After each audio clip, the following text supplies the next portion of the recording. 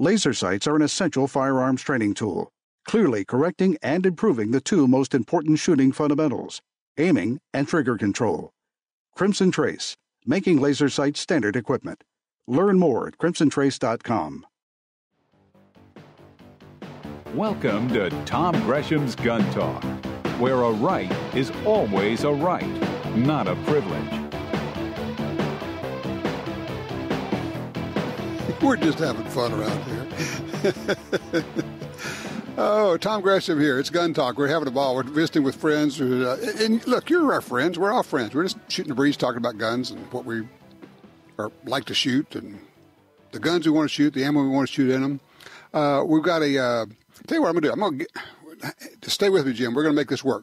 I'm going to bring in our guest, and then we're going to take our caller on top of that. Our guest right now is Jeff Hoffman from Black Hills Ammunition. Now, Jeff, you just sent me a note, said you are overlooking a cedar draw. Are you hunting at the moment? That's what we're doing, Tom. Good to be with you, though.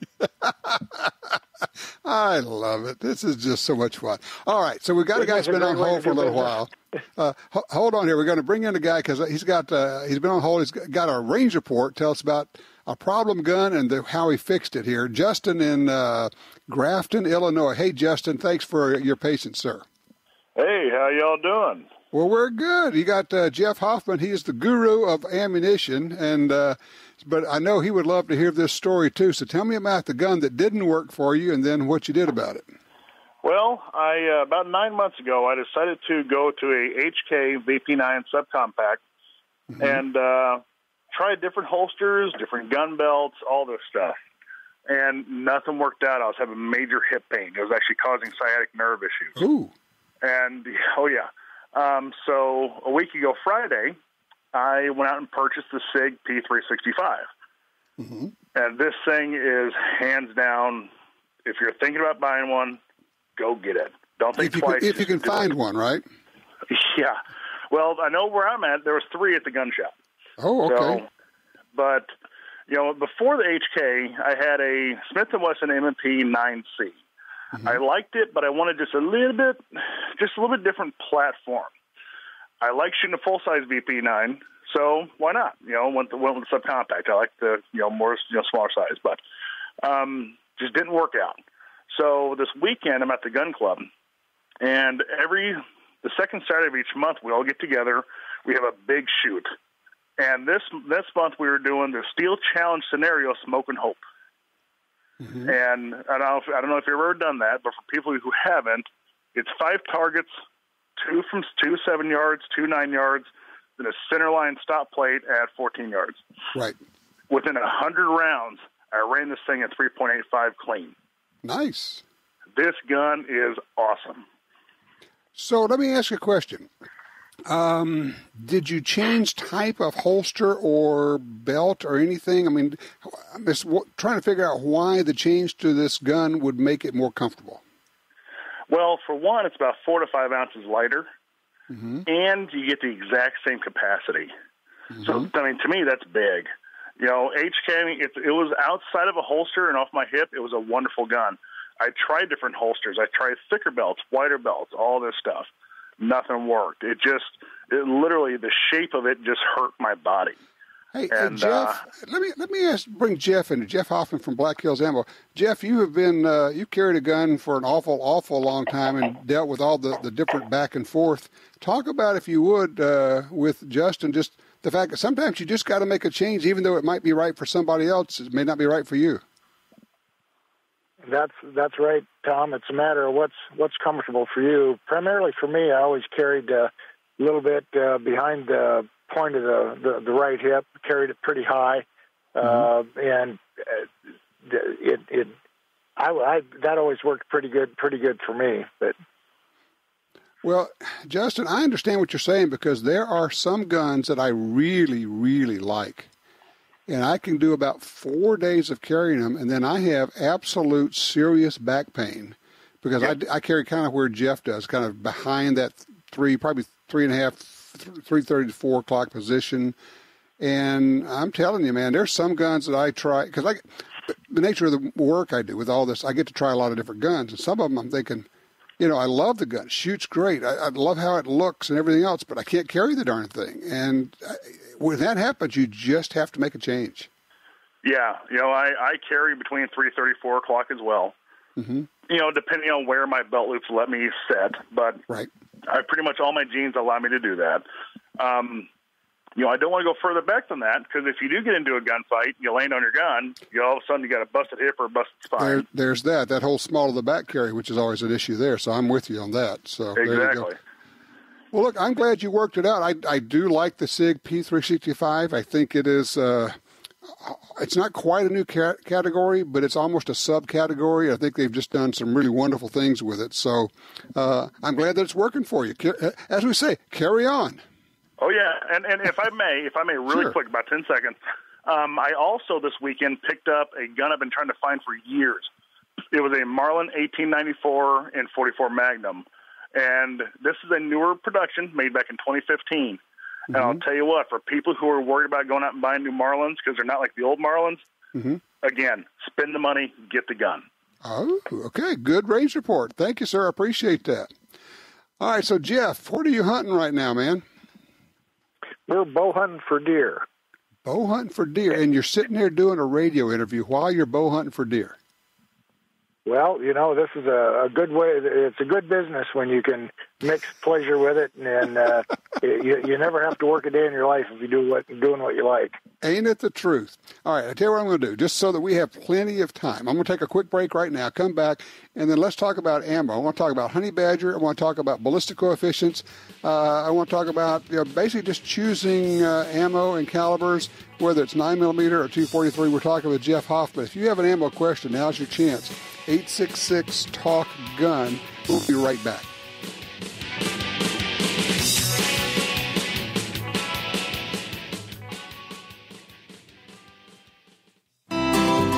Are you looking for a place to shoot? The National Shooting Sports Foundation has a great website called wheretoshoot.org. It's the largest database of shooting ranges on the internet. It's also a great resource for shooters where you can find video tips, printable targets, and a lot more. Find it online at wheretoshoot.org. And while you're there, download their free iPhone app. That's wheretoshoot.org. Want great deals on guns, ammunition, and gear? Download the free GunDealio app today. With GunDealio, you can search for deals, listen to the Gun Talk podcast, watch gun videos, read gun news, and get notifications right to your phone about deals and special offers. Save money on the products you want from the companies you love. New deals, discounts, and rebates added daily. GunDealio, available for free in the App Store and Google Play. Since 1937, Ducks Unlimited has led the charge on wetlands and waterfowl conservation.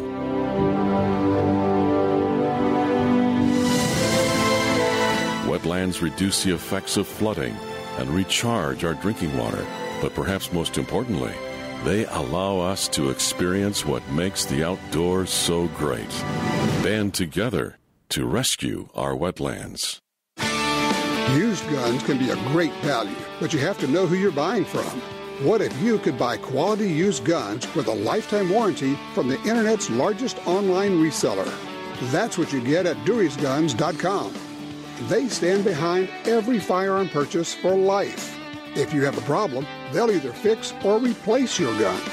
Pistols, rifles, shotguns, and more. Check out their inventory today at Dewey'sGuns.com.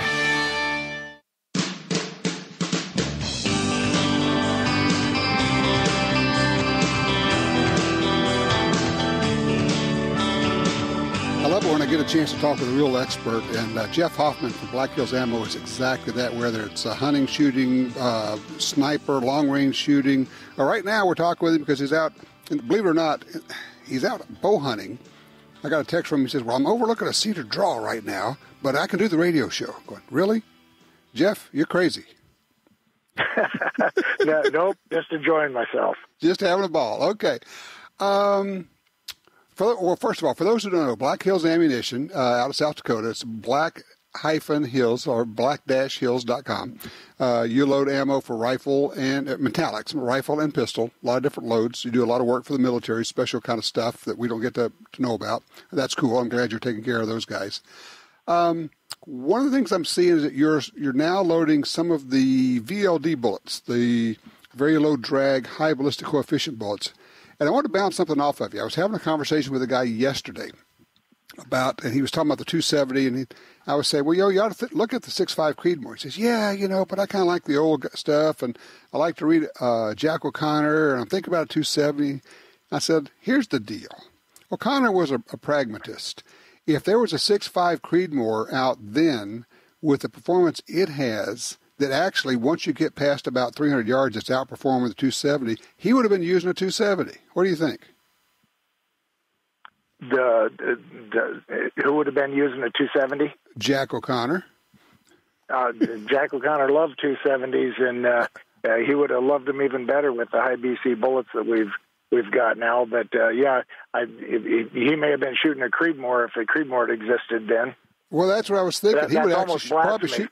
Yeah, I know, but it's lower recoil. But if you're comparing the 270 Winchester with standard, regular flat-based bullets that would probably got a BC in the high 3s or in the 4s, versus a 6.5 Creedmoor, which starts out at 200 feet per second slower, but you got a BC up in the 6s, somewhere around 300 and 350 yards. The Creedmoor actually is going to be going faster and hitting harder than the 270 is. That's right, Tom. Yeah, the BC, they're getting up almost touching 700 now, so it makes a big difference. Back years ago, I got my butt kicked in a sniper competition by a guy using a 260, which is kind of a twin to the 6.5 Creedmoor, and I couldn't understand it. So I started studying it, and what I realized is that with those high BC bullets, that category of caliber shoots more like a 300 Win Mag as far as drop and drift than it does a 308. So that was my excuse on how that guy beat me. That was it, huh? I like it. But, and I know people they hear us say it, but they don't understand it. But if you go look at the drop tables and the drift tables, you'll see that the 6.5 Creedmoor with like this Hornady ELD bullet they have really does have the trajectory of a 300 Magnum, and it's blowing past 270, but it's blowing past a 30-06, even if it's starting slower. Once you get past 300, and actually past 400, it's actually outperforming a 7 mag. Yeah, I haven't compared the 7 mag, and it would depend, of course, on bullet. But I did find through my research that past 500 yards, it actually beats a 308 or 7.62 in terms of energy as well. Not only crazy? drop and drift, but energy. Yeah, which was really surprising to me. You think of it as kind of an overgrown 243, but it's way more than that with that efficiency. It really is, and you're shooting with less recoil, which is going to help people shoot better and hit the target. And with longer barrel life because you're burning less powder. Oh, I hadn't thought about that. Yeah, you're right. All right, tell me about the Honey Badger. Is that still doing well for you?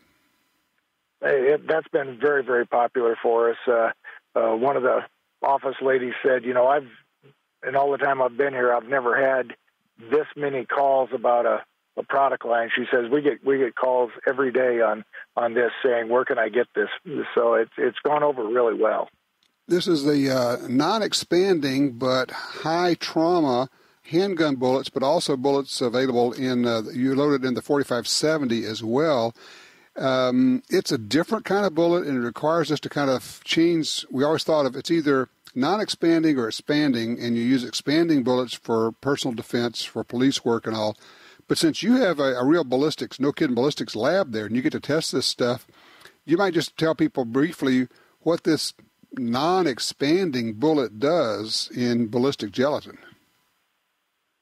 Well, it's got, Tom, we tried to design it for to minimize the frontal area. It's got big flutes down the sides of it, and we tried to maximize the flute, the area, so as far as the amount of tissue it grabs, and then it comes to a focal point where it diverts it out radially.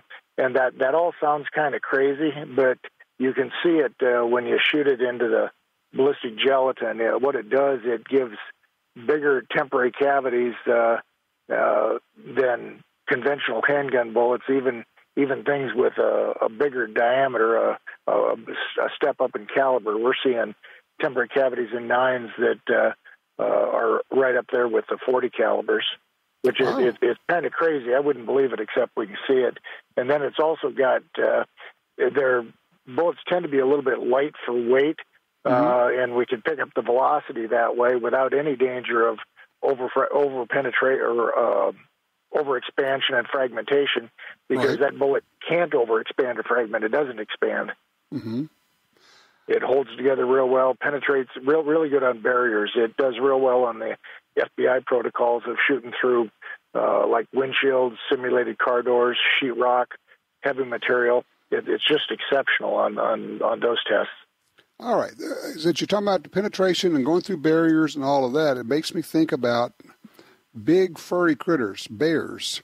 44 Magnum or maybe even 45-70, would that be a decent bear load?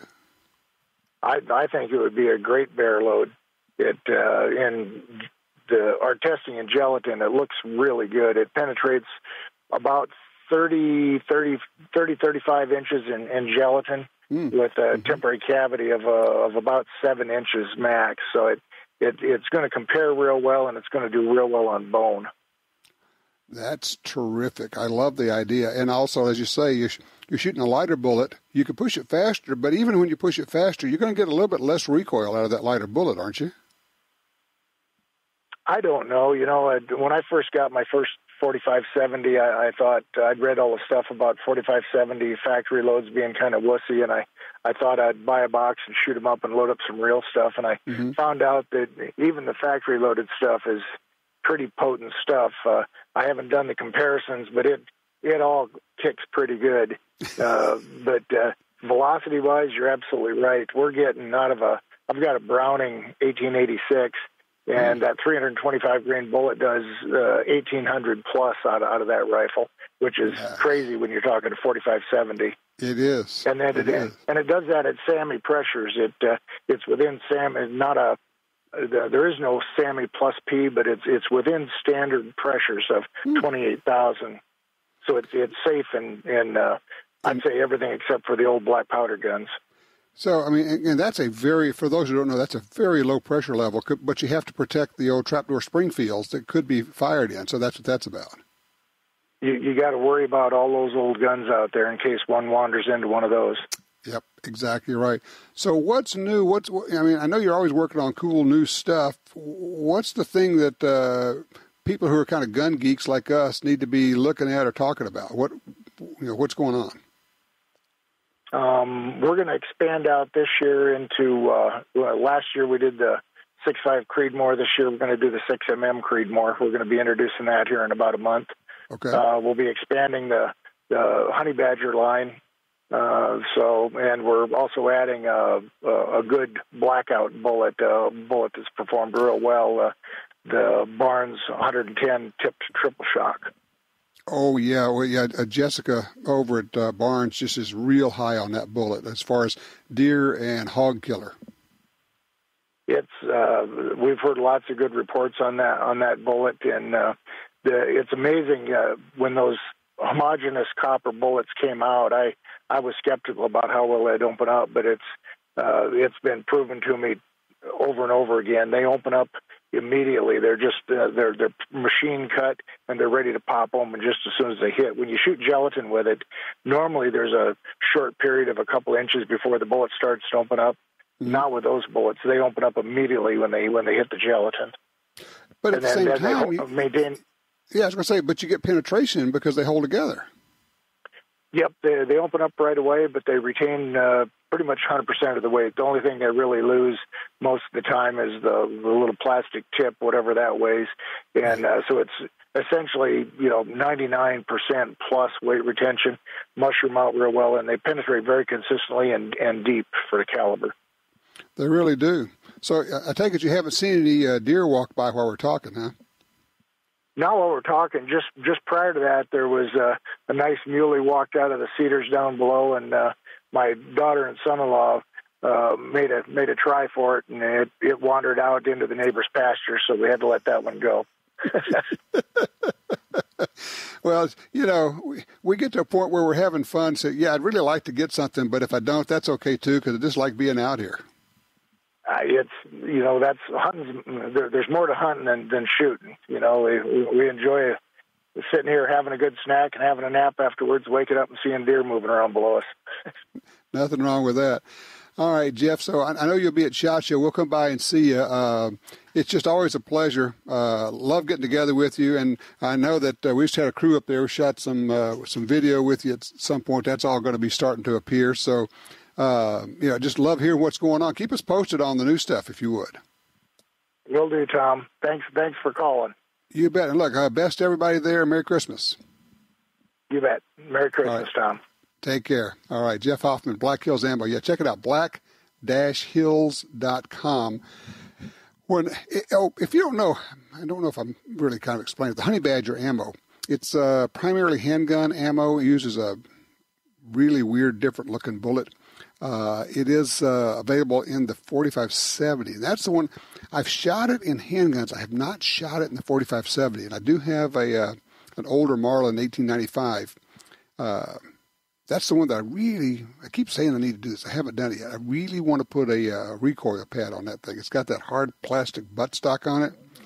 Yow, man, you shoot any kind of hefty load in that thing, and because it's a lightweight rifle, pretty light, it will come back and say hello. So there you go. We'll see what we can do. I need to get some of this, see if it is anything a little bit lighter recoil. But I've had 2 or 3 people in the last week ask me about bears and bear loads and 45-70s. And that's why I was asking about this. This might be a really good bear load, good penetration, which is you need penetration and you need expansion. The two are often fighting each other because as a bullet gets bigger and fatter when it expands, it reduces the penetration. But this one actually gives you trauma without expanding. It's a cool concept. Go look at it. It's black-hills.com and go look at the Honey Badger. I think you'll like it. All right, we're open lines for you right now. Looking for your range reports. Are you buying something? What'd you shoot? Are you having a problem with something? Or if you just hate guns, call me. We'll take that call. 866-TALK-GUN. This is Milo Lardbottom, Junior Under Assistant Deputy to the Assistant Director of Deputy Affairs for the Department of Homeland Security, with a special message for listeners of Tom Gresham's Gun Talk. We know who you are. We know where you are. You're right by your radio. We have special cameras that can see into your radio. I have a special monitor built into my aluminum foil helmet.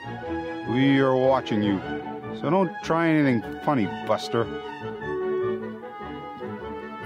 Thank you, Milo. 866-TALK-GUN is the magic number. Just call me at Tom Talk Gun. I'm Tom Gresham. It is Gun Talk.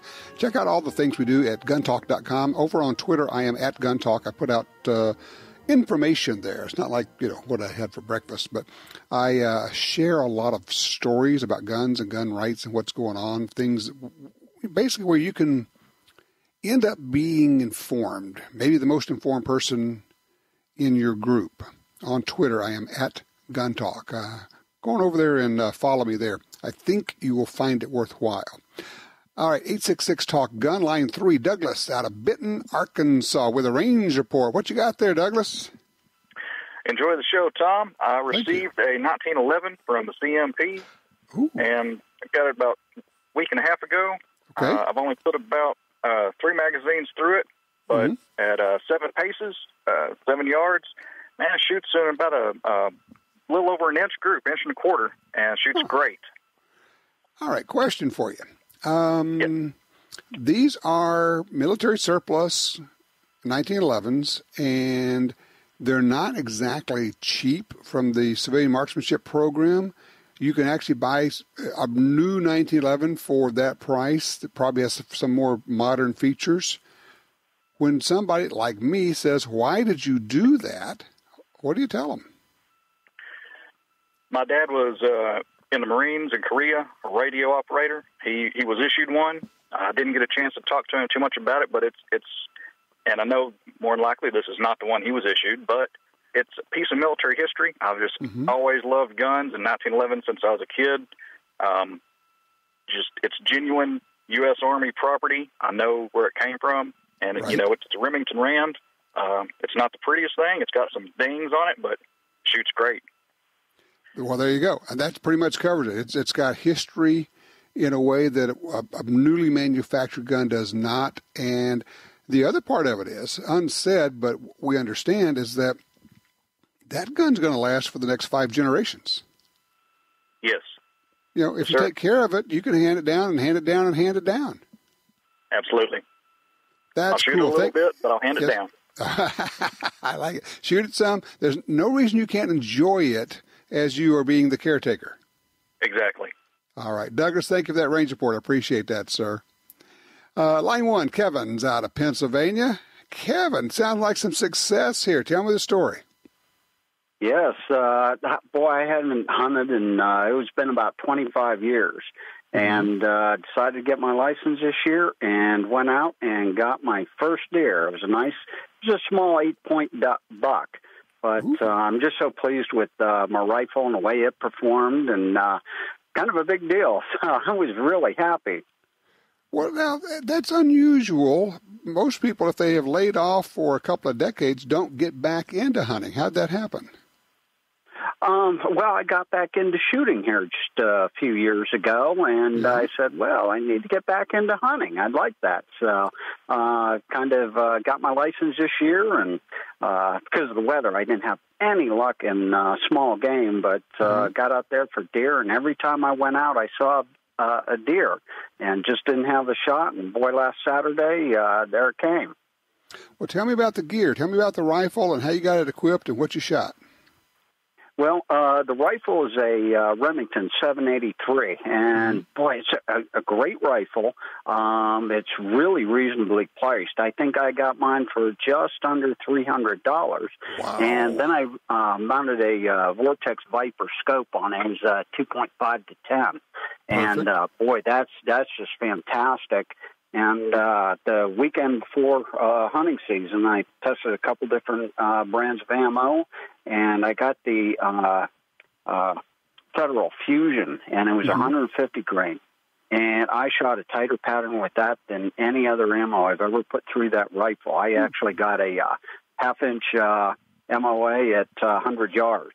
Nice. And it was unreal. And so I took that, and when I shot, well, I was shaking. I didn't think I hit the thing, but I saw it jump, and then I lost it. And I thought, I missed, completely missed, So I sat there for a few minutes and then thought, well, I need to go out and check, just to see if I hit it and see if there was any blood. So I walked out and almost got to where I was, and there it was laying there. It jumped and went about 20 feet, and that was it.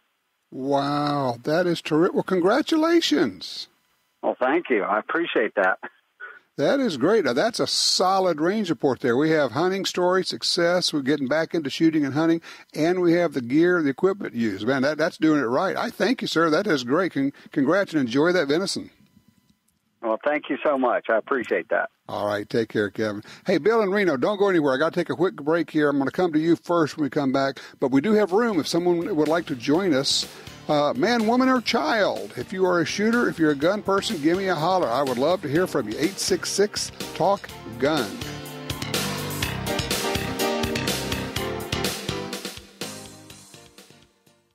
For more than 70 years, Timney Triggers has been enhancing the shooter's experience. Whether it's a local competition, a day at the range, or even the hunt of a lifetime. Setting the standard in aftermarket triggers, Timney is now producing more than 170 models of triggers for bolt-action rifles, shotguns, AR rifles, and semi-automatic rifles. Proudly made in the USA since 1946. Find your new trigger at timneytriggers.com. Built to perform in the harshest conditions, the Ruger American pistol can take it all, from ice to dust and everything in between. The Ruger American pistol features a short take-up trigger, Novak sights, and a recoil-reducing barrel cam with low mass slide for reduced felt recoil. Plus, a modular grip system with 3 sizes to fit almost any hand. Check it out at Ruger.com. The Ruger American pistol. because anything else would be un-American. You got your carry permit, and that's good. But you know you could use more training. Get the DVDs, which have what you need. Springfield Armory presents Concealed Carry 1 and Concealed Carry 2 with Bata Group. Learn specific concealed carry skills from Top Gun fighting trainers. Get trained. Be prepared. This really is life and death. ShopGunTalk.com. That's ShopGunTalk.com.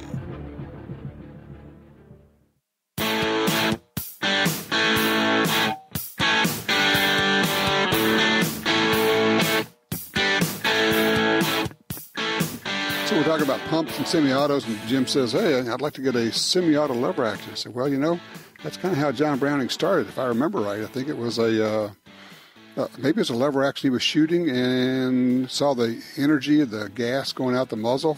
He, being a thinker and a tinkerer, figured out a way to put some kind of a plate in front of it that would catch the muzzle blast with an arm that came back and worked the lever, and all of a sudden you've got something that when you pull the trigger, the power of the cartridge would work the action. Voila, a semi-auto in a lever action. I think that's how it went anyway. 866-TALK-GUN. Let's see. Bill is in Reno on line 2. Hey, Bill, thank you for your patience. You bet. I've got a Winchester 264 Magnum Pre-64. It was called a Westerner. I have With one all of those. this talk of the 6.5 Creedmoor, I was thinking about trying some of those bullets, the long-range AccuBonds or the Hornady stuff. With the exception of recoil, it's going about 300 feet per second faster than the 6.5. Right. But I don't know the twist in the barrel, and I've always shot partitions, and they shoot real well. Right. I tried regular AccuBonds, and they would not group as well as my partitions. But I'm looking at this AccuBond long range in Nosler book. It's the BC is 719. That's unbelievable. It's incredible. It just is unbelievable, isn't it? Am I trying to duplicate something? You know, I don't know. I guess I like you as an enabler to buy another rifle, but I've got this one sitting in my gun cabinet. I thought, why don't I try and do this?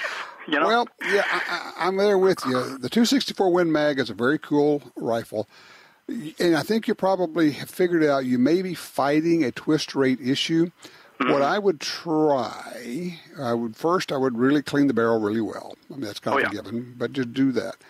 And then you might as well get a box of the long-range AccuBonds and load them up. I assume you're a hand loader. Yes, I am. Load them up and see what happens. Shoot it. You already have a rifle that shoots some of the best hunting bullets ever created, and it shoots them well. Because the partitions, it's kind of like, the guy says, hey, just load partitions and don't worry about it. Go kill stuff. Yeah, I know, yeah. But at the same time... I like tinkering around because I am a hand loader, so... I agree. I think it'd be worthwhile. Here's what I'd ask you to do. Because you're going to know within the first 5 shots if it's working. I mean, your target's going to tell you, yes, this rifle's working, especially if you start to get kind of oblong-shaped holes. You go, no. It's not stabilizing. I think my first thing would be a twist issue, and then go from there, I guess.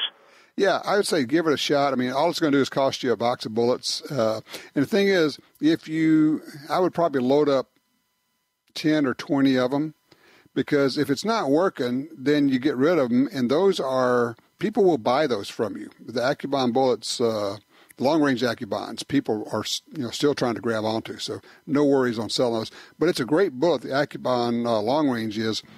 But the fallback position is you have a great rifle that shoots great bullets. I have one of those Pre-64 Winchester Westerners in 264.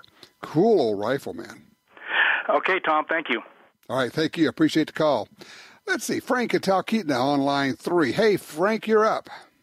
Howdy, Tom. How you doing? Don't answer. I know you're great.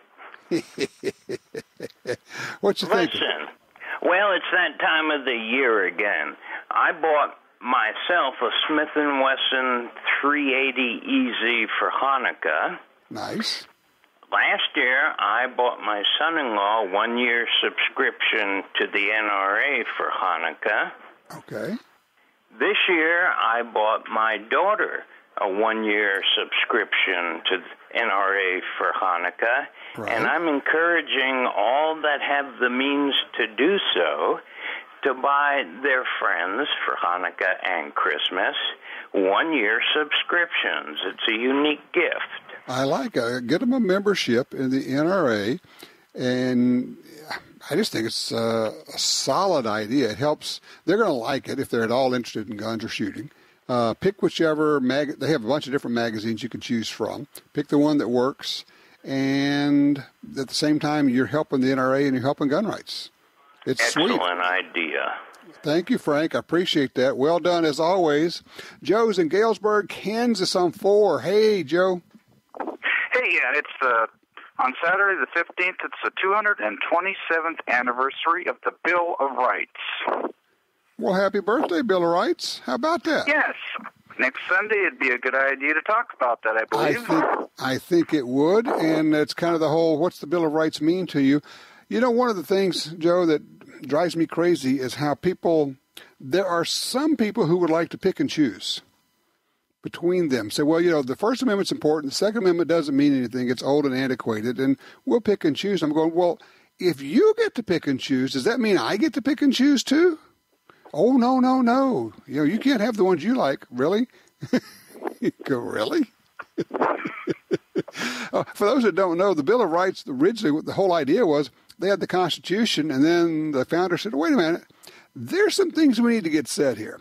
There are some rights that we want to make sure the government keeps its cotton-picking hands off of. You know, I'm sorry, I'm not even supposed to say that anymore. You can't say that anymore. It got to keep its hands off of. And they said, we're going to outline some things here that the government has to stay away from. Not that we're granting rights in the Bill of Rights. People get confused about that. What the Bill of Rights is here's a list of things we have before there's a government, and we are staking these out if you have to leave them alone. Free speech, right to keep and bear arms, and some other things. So I appreciate that. That's a great reminder. I was not aware of that. It slipped my mind that we're coming up on the anniversary, the 227th anniversary, or birthday, if you will, of the Bill of Rights. That's very cool. Thank you, Joe. Appreciate that. 866-TALK-GUN gets you in here. I ended up, there's a little company called Saddleback Leather. Make some great leather products. They don't make holsters. They just have like bags and shoulder bags and things like that. They're, you know, nutty expensive. But one of the things they do is they offered the U.S. Constitution in little leather covers. And I, being a nut bar, I bought like a dozen of them. And I kind of have them and hand them out to people. And it's more than just a little, you know, copy of the Constitution. It's in this really neat leather case and all. It's a cool company. I mean, not affiliated with them. All I do is spend money with them. But you might want to check out Saddleback Leather if you like really cool leather products. And as I say, they don't make gun-related products. They don't have holsters or belts, but they have other stuff that's pretty neat. If you're a throwback like me, you know, likes leather and real stuff. I like leather holsters. I get it. I like the hybrids, and I generally tend to end up wearing Kydex just because it works so well.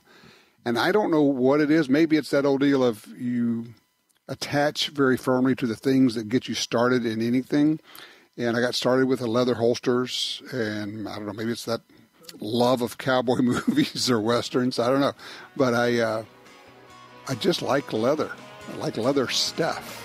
And so there you go. Anyway, check it out. Saddleback Leather. They're a pretty cool company, U.S. company. 866-TALK-GUN. If you could have one gun under the Christmas tree, what would it be? Just name one gun or one shooting thing you'd like to have. 866-TALK-GUN.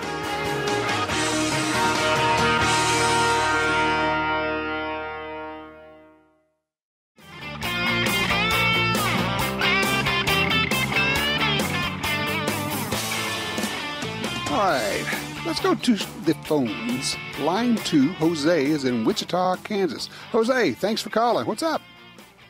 Hey, I was just calling with the little range report. Okay. this year I got my first opportunity to go whitetail deer hunting. Okay.